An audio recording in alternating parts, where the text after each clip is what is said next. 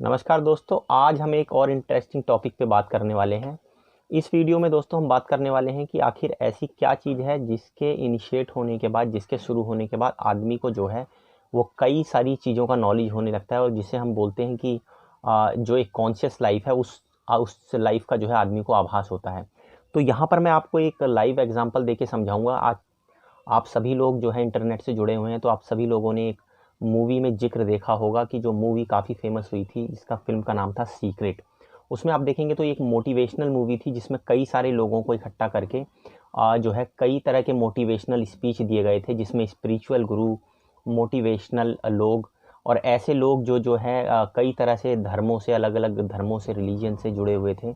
उन्होंने अपने अपने तर्क पर जो है कुछ नियम और कुछ कायदे दिए, जिसमें एक लॉ ऑफ अट्रैक्शन भी बताया जाता है कि जिसके बेस पे आप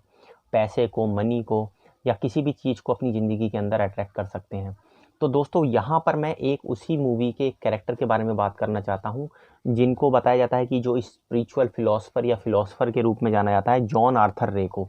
तो जॉन आर्थर रे के बारे में दोस्तों ये आप सभी को पता होगा कि उन्होंने जो है एक मूवी द सीक्रेट करके जो मूवी थी, उसके ऊपर बुक भी है। आप आराम से उस बुक को जो है सर्च कर सकते हैं नेट के ऊपर। उसमें अपना एक स्पीच दे के बताया हुआ है कि कैसे कोई आदमी अपने दिमाग को पॉजिटिव करके जो है मोटिवेट करके कुछ चीज़ों को प्राप्त कर सकता है, चाहे वो रुपया, पैसा, धन, दौलत, रिश्ते, किसी भी चीज़ को जो है अट्रैक्ट कर सकता है। अब दोस्तों यहाँ पर एक बहुत समझने वाली बात यह है कि जॉन आर्थर रे क्योंकि इस मूवी से काफ़ी फेमस हुए थे, उसके बाद जो है उन्होंने अपना एक प्रोग्राम चलाया था जिसको बोलते हैं एनलाइटन एस। दोस्तों अगर आप इसमें जाके समझेंगे कि एनलाइटन एस जो है वो प्रोग्राम क्या था, तो जॉन आर्थर रे जो है एक वर्कशॉप टाइप का जो है एक प्रोग्राम ऑर्गेनाइज करते थे, जिसमें जो है लोगों से कुछ फिक्स जो है डॉलर का अमाउंट लिया जाता था और उसके अंदर वहाँ पर उनको जो है अलग अलग तरह के मेथड्स और टेक्निक के द्वारा जो है उनको इनिशिएट करवाया जाता था, ताकि उनकी स्पिरिचुअल जो है जो थिंकिंग है वो इनिशिएट हो सके। और ऐसा भी कुछ लोग दावा करते हैं कि ये बताया जाता था कि उन प्रोग्रामों के अंदर जो है वो लोगों को जो है ऐसा आभास होता था कि उनको जो है परमात्मा या गॉड से जो है उनका इंटरेक्शन होता है। दोस्तों ये काफ़ी कंट्रोवर्शियल प्रोग्राम रहा था, क्योंकि आप इंटरनेट के उस ऊपर जाके इसकी डॉक्यूमेंट्री देखेंगे तो उसमें आपको पता चलेगा कि इसमें इस प्रोग्राम के तहत जो है वो एक सेल्फ हेल्प करके जो है इस प्रोग्राम को चलाया गया था। और इस प्रोग्राम में क्या होता था दोस्तों, कुछ लोगों को जो है वो एक साथ गैदर किया जाता था और वहाँ पर उनको कुछ अलग अलग तरह की जो है चीज़ें कराई जाती थी, जो काफ़ी डिफ़िकल्ट होती थी और काफ़ी जो है लोगों को जो है ये असहज भी कई बार करती थी। पर क्योंकि वो इस तरह की स्पिरिचुअल चीज़ों में जुड़ना चाहते थे, तो लोगों ने इसको करना जो है स्वीकार किया। लेकिन दोस्तों यहाँ पर ये कंट्रोवर्सी में क्यों आया, उसका एक कारण था कि इसमें सबसे, इस प्रोग्राम के सबसे लास्ट में जो है एक मेथड यूज़ किया जाता था जिसे स्वीट लॉज बोला जाता था। कुछ प्राचीन सभ्यताओं में एक ऐसी परंपरा होती थी कि वहाँ पर जो है एक किसी रेगिस्तान या किसी एक ऐसी निर्जन जगह पे जो है वो पत्थरों को कुछ रखा जाता था, उनको गर्म किया जाता था और उनको गर्म करने के बाद जो है टेंट से उस जगह को ढक दिया जाता था और कुछ लोगों को वहाँ पर इकट्ठा किया जाता था। तो उसमें गर्मी के कारण, क्योंकि हीट पैदा होती थी और पत्थर गर्म हो जाते थे, और आप समझ सकते हैं कि मरुस्थल का एरिया ऑलरेडी गर्म होता है, तो उस गर्म होने के कारण जो है लोग वहाँ पर बड़ा सफोकेटेड महसूस करते थे, उनको पसीना निकलता था, स्वेटिंग होती थी और उनका जो है दिमाग धीरे धीरे जो है वो काम करना आप कह सकते हैं कि बंद करता था, या उनका जो है दिमाग स्पिरिचुअल चीज़ों से कनेक्ट होता था, ऐसा क्लेम किया जाता था इस प्रोग्राम में। तो इस प्रोसेस के थ्रू जो है कुछ लोगों को कुछ अलग अलग आभास और एक्सपीरियंस होते थे। तो आप देखेंगे तो डिस्कवरी में एक बार इसके ऊपर प्रोग्राम भी दिखाया था, जिसमें एक लेडी ने जो है अपना एक्सपीरियंस शेयर किया हुआ है कि जब इस तरह का ये प्रोग्राम जो है जॉन आर्थर रे ने कंडक्ट कराया, तो उसके बाद उसको क्या क्या अनुभव हुए। उनको कई देर तक फर्श पे लिटा दिया जाता था और बोला जाता था कि आप ऐसा महसूस कीजिए कि आपके बॉडी के अंदर, आपके शरीर के अंदर जो है वो प्राण नहीं है, आप जो है एक डेड बॉडी हैं।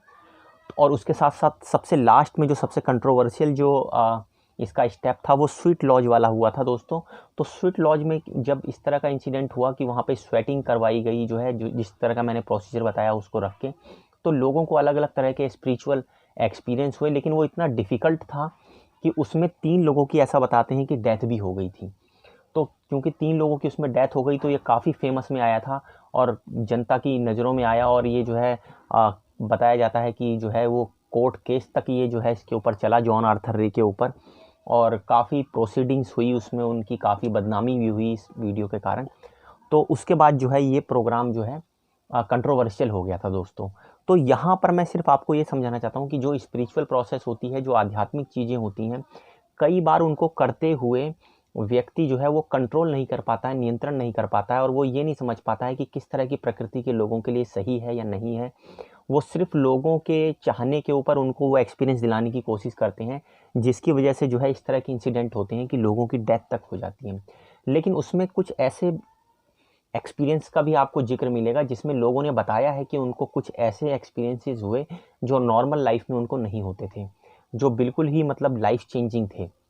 दोस्तों, इस चीज़ को और गहराई से समझाने के लिए मैं आपको एक चीज़ और बताता हूँ कि एक कहावत है, वो कहावत ये है कि अगर आपको एक कॉन्शियस और एक भरपूर लाइफ जीनी है तो आपको सबसे पहले मौत को समझना पड़ेगा। क्योंकि हम सब एक मटेरियलिस्टिक बॉडी से जुड़े हुए हैं, हमारा शरीर जो है वो नश्वर होता है, और इस नश्वर शरीर से जुड़े होने के कारण जो है अगर हमारा शरीर और हम अपने आप को जो है मौत से नहीं जोड़ पाते हैं तो कभी भी हमें जो है वो आत्मज्ञान नहीं होता है, और कभी भी हम स्पिरिचुअल प्रोसेस में नहीं जा सकते हैं। आपको एक छोटा सा जो है इंडियन एग्जाम्पल में लेके बताता हूँ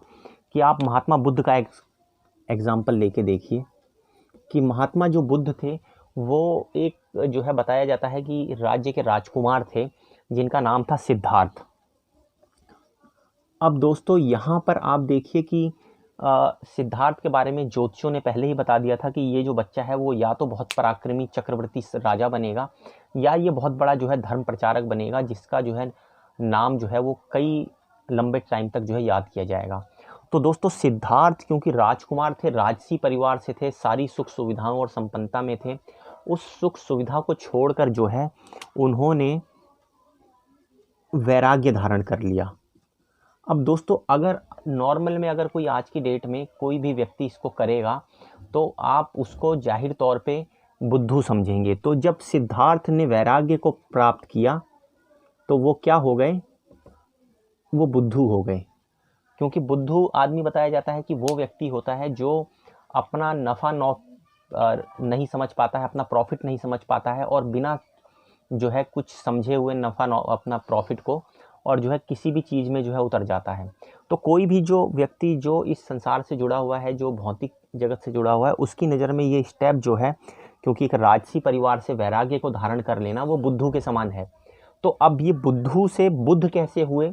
सिद्धार्थ, इसकी कहानी आप समझिए। वैराग्य के दौरान भी बताया जाता है कि इन्होंने सत्य की खोज करी, सत्य की खोज में ये लगे रहे, इन्होंने कई प्रोसेस करी, तपस्या करने की कोशिश करी,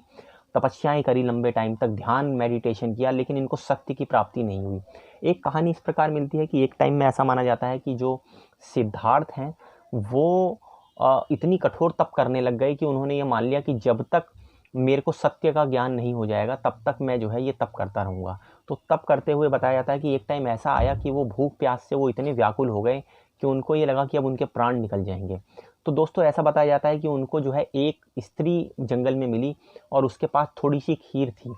तो अपने जो है प्राण बचाने के लिए उन्होंने उस खीर का सेवन किया, क्योंकि बहुत ज़्यादा भूखे थे वो। तो जैसे ही उन्होंने उस खीर का सेवन किया तो बताया जाता है कि उनको आत्मज्ञान की प्राप्ति हुई उस खीर को खाने के बाद। तो ये एक्सपीरियंस उनको तब हुआ जब वो बिल्कुल मृत्यु के, मौत के बिल्कुल नज़दीक आ गए थे, कि अगर उनको कुछ थोड़े टाइम तक और कुछ खाने पीने को नहीं मिलता तो उसके बाद उनकी मृत्यु हो जाती। तो जब मृत्यु के पास वो पहुँचे उसके बाद जो है बताया जाता है कि वो बुद्धू से जो है बुद्ध बन गए।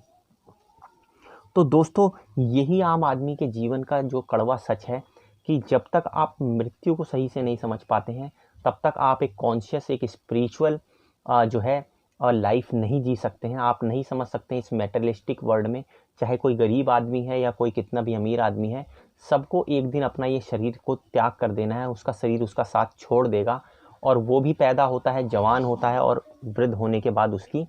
मृत्यु निश्चित हो जाती है। तो दोस्तों, यहाँ पर मैं आपको ये बता रहा हूँ कि किस तरह की प्रोसेस के बाद ज़्यादातर लोग जो है वो बताते हैं कि उनको जो है आत्मज्ञान हुआ या स्पिरिचुअल प्रोसेस, उनकी अवेकनिंग हुई। तो इसमें आपको ऐसा कुछ करने की ज़रूरत नहीं है कि आप इन तरीक़ों से ही जो है मृत्यु को समझें। इसके अलावा कई और तरीके हैं जिनके बाद जो है आप मृत्यु को समझ सकते हैं और अपने कॉन्शियसनेस को जो है जगा के एक दूसरे जगत का जो है अनुभव पा सकते हैं। दोस्तों, आशा करता हूँ आपको वीडियो हमारी पसंद आई होगी। धन्यवाद।